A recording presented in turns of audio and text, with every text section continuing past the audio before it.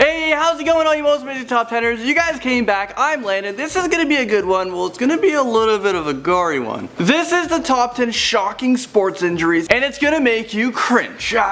So starting off this list, like we always do, and at the number 10 spot, we're talking about Wilfred Bouma. He had suffered from a severe dislocation of his ankle at Villa Park back in 2008. Aston Villa defender was hurt in the first 15 minutes of the soccer match. He was taken to the hospital where he had an x-ray and it revealed his right ankle was dislocated rather than broken. He had to have his ankle reset and put into a plaster, however complications were still possible. Even though this injury was just a dislocation, it is considered one of the worst sports injuries that an athlete can get. Okay, so let's get into some more gruesome injuries with our number 9 spot. And we're talking about Hominick. He is a retired Canadian mixed martial artist who competed in the featherweight division in the UFC. Well, he was up against Jose Aldo, where he sustained a massive hematoma on his forehead, which is essentially a huge bruise. In this particular sport, these types of injuries are encouraged in order to increase the entertainment value. One doctor said that an enlarging forehead hematoma that doesn't significantly affect an athlete's vision is not dangerous. I mean, that's so crazy because just look how painful this looks. And it looks like he has a second head growing out of him. Continuing on this list, and at number 8 we have Jessica Duby. She is a Canadian figure skater who is best known for her pairing with Bryce Davison. On February 8, 2007, she was struck in the face by a blade of her partner's skate during a free skate segment, and this happened at the Four Continents Championship in Colorado Springs. Two skaters were on their third rotation of a side-by-side camel spin. When she started to drift towards her partner, her face made contact with the blade of the skate, which caused her to immediately fall to the ice and clutch her face as blood was just pouring everywhere onto the ice. She was taken to the hospital where she underwent surgery the same night, receiving 83 stitches to repair the lacerations on her cheek and her nose. Luckily her eye wasn't affected and nothing was broken. Okay, now I guess we're talking about unlucky number 7 in this list. Let's talk about David Bust's unfortunate injury. Well, he is an English footballer, or as we say in Canada, soccer player. In April 1996, he was playing a match against Manchester United when just 2 minutes into the game, one of his opponents ended his career. His leg was caught between two players, resulting in the extensive compound fractures of both of his tibia and fibula on his right leg. His injury was so severe that it was even suggested that he might have to get his leg amputated. This is insane. He underwent 26 operations and was never able to play professionally again. And at our number 6 spot, we have Evander Holyfield. So back on June 28, 1977, Mike Tyson bit Evander Holyfield's ear. This attack led Mike Tyson becoming disqualified from the match, and he was suspended from boxing. This is the greatest fighter of all time, suspended for biting someone's ear. The fight was later referred to as the bite fight, and it was dubbed as one of the most bizarre fights in boxing history. So he was able to rip off like an inch of the cartilage of the ear, and then he just bit it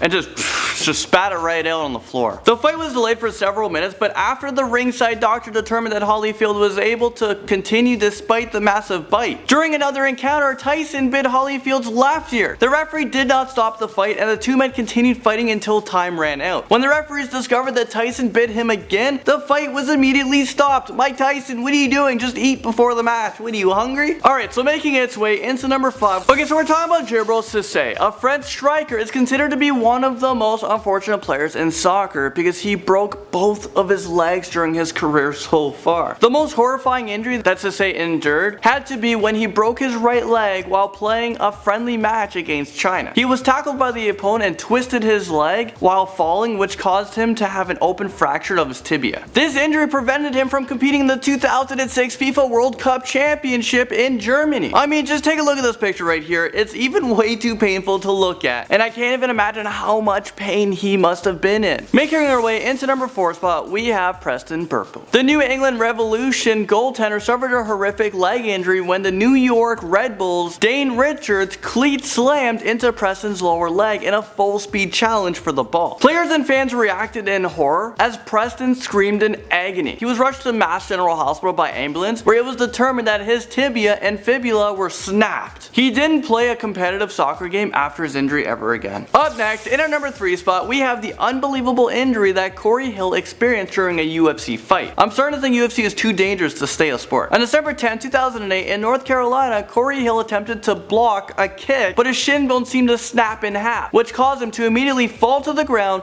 Joe Rogan began screaming at the referee from the commentary booth to stop the fight, which he did at 20 seconds of the first round. Corey Hill had fractured his tibia and fibula, and he had lost the fight due to the break. Speaking of horrific leg breaks, up next, and at number 2, we're talking about Kevin Ware's injury. Kevin Ware is an American college basketball player at Georgia State University, and he also plays for the University of Louisville. He received widespread media attention when he suffered a graphic break to his leg in the elite game against Duke Blue Devils. This took place back on March 31st, 2013, after Kevin attempted to block a 3-point shot. I watched this game and oh my god. He awkwardly landed and suffered a compound fracture to his leg, which protrudes several inches through his skin, and it was just there. Ugh. Kevin was carried off his stretcher and was taken to the hospital where surgeons inserted a rod into his tibia, and this is a 2-hour operation. Everyone on the court was just freaking out. Topping its way into number 1, we have Clint Malchuk, and we're talking about his gruesome injury. He had been the goalie of the Buffalo Sabres for 16 days, when on March 22nd, a day he's not going to ever forget, in 1989, the skate of St. Louis Blues right winger Steve Tuttle slashed a 6-inch gash across the side of his neck, slicing open his jugular vein. A trainer rushed over to Clint in just 10 seconds and put the pressure on the wound with a towel. Clint skated off the ice and was taken to the hospital by ambulance, where he asked a paramedic, "Can you have me back for the 3rd period?" Clint underwent emergency surgery where he needed 300 stitches to close the wound. So this guy only ended up missing 5 regular games in the season. I mean, talk about being hardcore. This guy's neck sliced open, he can possibly die, but he wants to see if he can still continue playing. Well, there you guys have it. That was the top 10 brutal, gruesome injuries in sports. You're welcome for this. You guys probably can't sleep tonight. Thanks for watching, and I'll see you guys all in the next one.